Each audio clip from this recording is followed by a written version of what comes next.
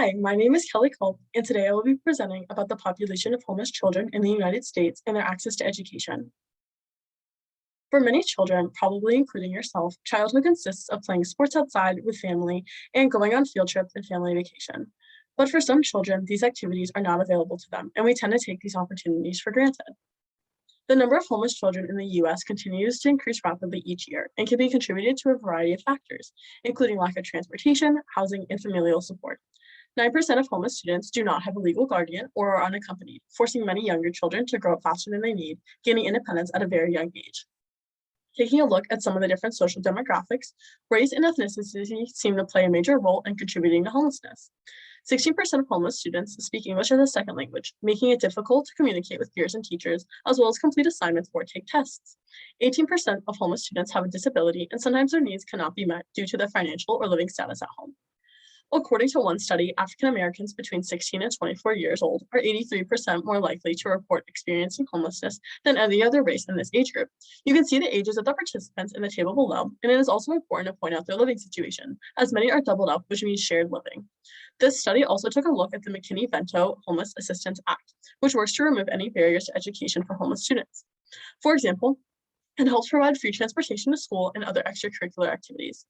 The aggression and violence of peers surrounding the idea of homelessness causes students to not disclose the state of their homelessness, making it difficult for teachers to understand the severity of their situation and ability to meet their needs. Overall, homeless students make up 2.5% of the student population in the United States.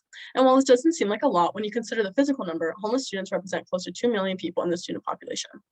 Currently, there are few services and resources available to the population of homeless students, including homeless group shelters and small support groups. For many families living in group shelters, their duration of stay continues through early adolescence. However, with shared homes, there are also many distractions between different families and sometimes increased crime with stealing others' belongings. Compared to other families that are financially stable, opportunities such as reading the child consistently, transportation to school, and access to after-school care is not available.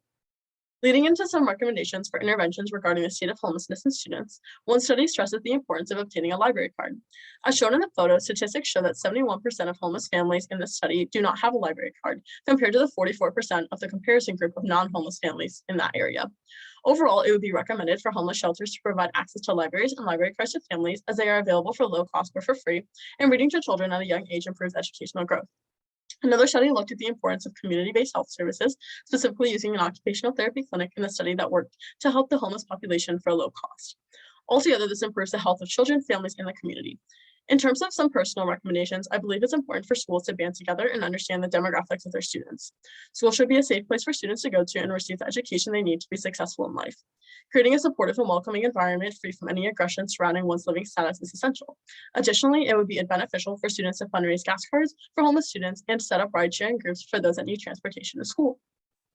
Overall, there needs to be increased interventions for homeless families and students to gain access to proper education. Without proper education, children are more apt to make poor life choices and maintain in a similar living situation for the remainder of their life. There needs to be a change in way to counteract the crisis of rising homelessness in this country, and it can all start with you. Donate to local homeless shelters, volunteer to help read to children, and simply spread the word.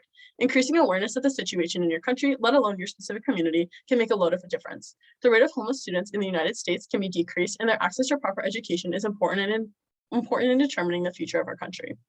One last thing I would like to mention and have you think about is a discussion question. What else can be done to address the needs of homeless students aside from looking at access to transportation and improving their living status? Here are my references, and thank you for listening to my presentation.